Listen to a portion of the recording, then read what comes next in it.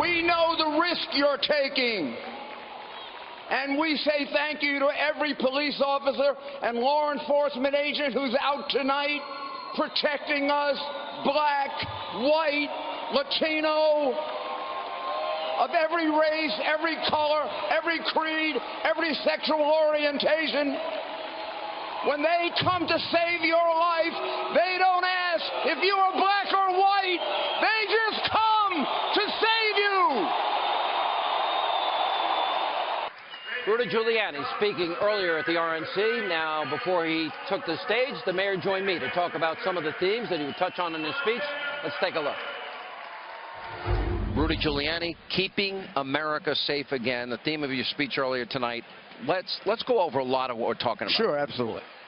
Well, first of all, obviously we're going to talk about what happened yesterday to those police officers who were ambushed in Baton Rouge, reminding me of the Black Panthers.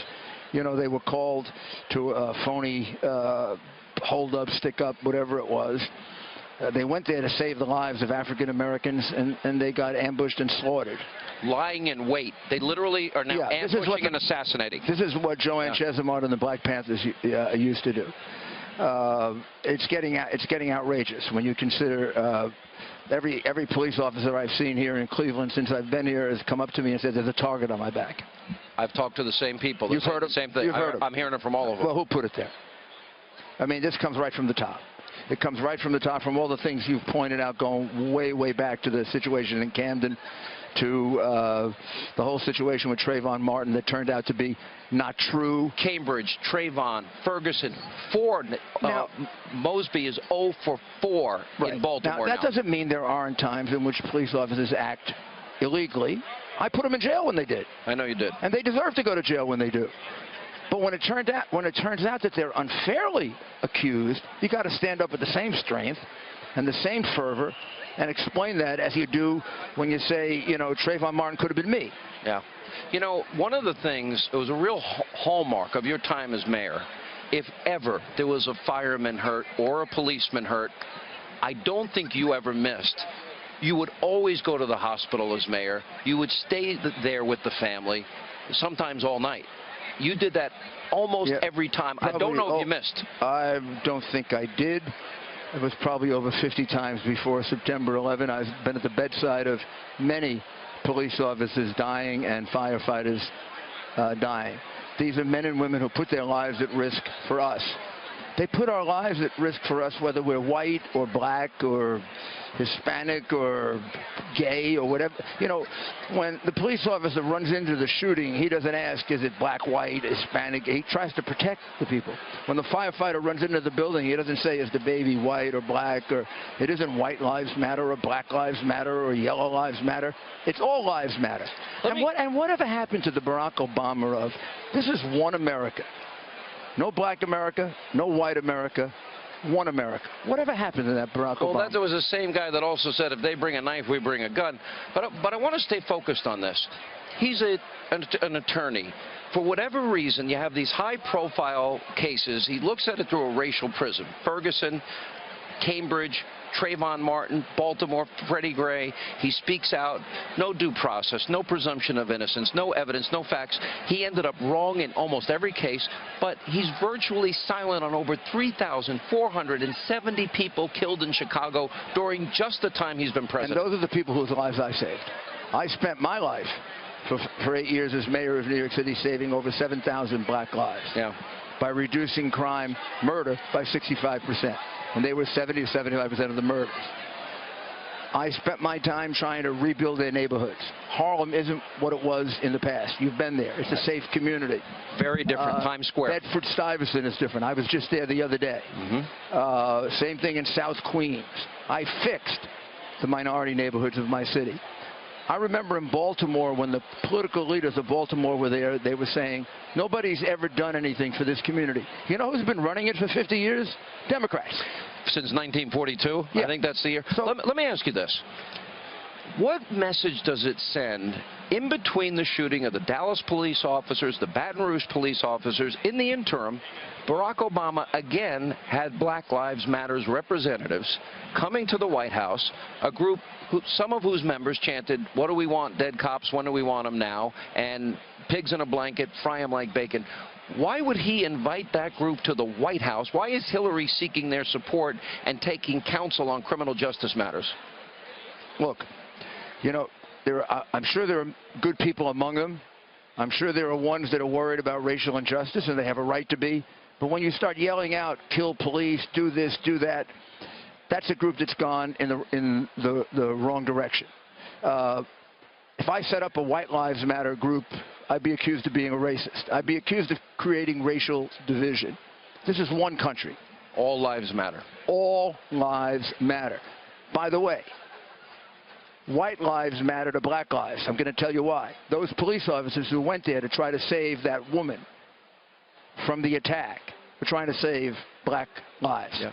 You know, it seems every other day, and this is keep America safe again, every other day it's either a shooting of a police officer, now it's an open assassination attempt, or a terrorist attack. It's like it never seems to stop. I am more than willing to get onto the conversation about better education, more jobs, better jobs, work rather than welfare, energy. I think we can do that for them. I think we can do that. I think we did it in New York. Let's take education. We, the Republican Party, are for choice. They are dominated by the school teachers union. The NEA. That stops them from being able to be for choice. We're the ones who can lift them out of poverty and help them get better jobs.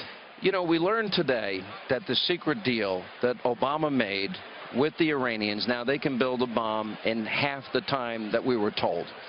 $150 billion on top of it. Then you add to that Iraq, Syria, an opening for ISIS, and the financial benefit of oil that they now use to fund their terror and finance their terror. Add to that helping Mohammed Morsi. Add to that not acknowledging radical Islamic terrorism. How bad is this going to get if we continue down this path? I think you're going to hear me say tonight something like, this is the worst Secretary of State in my lifetime, that her main claim to being President of the United States is her experience, and the main reason she shouldn't be President of the United States is her experience. What about, did you see when Trey Gowdy went through the list? The Trump campaign now came out with an ad when Trey Gowdy is interviewing James Comey. Did she tell the truth here? No. Did she tell the truth here? No. Did she tell the truth here? No. Lie, lie, lie, lie. You know, at some point, this has got to resonate with the American people. That what about lying to the victims of Benghazi and to their families? What about going before Congress and saying, what does it matter? What difference, at this point, what difference does it make if American lives were lost? Yeah. We want a president who doesn't care what difference it makes if American lives were lost. If you were in the military, would you trust that person as your commander-in-chief? I wouldn't. I wouldn't. I wouldn't. At the end of the day, we always view elections through the prism of peace and prosperity. Is the issue of safety and security, the borders, for example, people coming from countries that practice Sharia, the antithesis of American values? It's all part of the same thing. I think if you want to solve the problem we've been talking about at the beginning, race, we got to work. We got to take our solutions, which I believe move people out of poverty. You did it. You did it in the biggest city in the country. I moved 500,000. 600,000. Sorry, I know your number's better. 100,000 went to New Jersey. Tell Christy that. 500,000 had jobs, most of them minorities. Yep. I know it helped them. Off of welfare. Off of welfare to work. Help them with it. Help them with education. Help them with choice. Help them with vouchers. Help them with charter schools. Can I give you a statistic? Let's help the community, because it has been held back. It has been hurt. There are vestiges of slavery. That does exist. None of it excuses killing police officers. But as a party, we have to address ourselves to that. 58% of black Americans, since Obama's become president, a 58% increase in food stamps. The opposite of what you did. So instead, there should be a 58% increase in those who now have jobs. I turned my welfare workers into employment agents. When you came in for welfare, they look for a job for you. I'll give you one more statistic. African-American, black community, 20% fewer black Americans in the labor force today since Obama's been president. I want to reach out to them and get them back in the labor force. Yeah. I think that's the answer to this. We have to deal with these problems, and the Republican Party has to be the agent of change. Look, the African-American community has been behind the Democratic Party 95% for 40 years, and look what it's gotten them. Mr. Mayor. How about giving us Republicans a chance? I think our answers are better. We love them. We care about them. They're our brothers. And we can do a lot more for them than the Democratic Party has done. Mr. Mayor, always good to see you. By the way, which job are you going to take with Mr. Trump? Secretary of Love.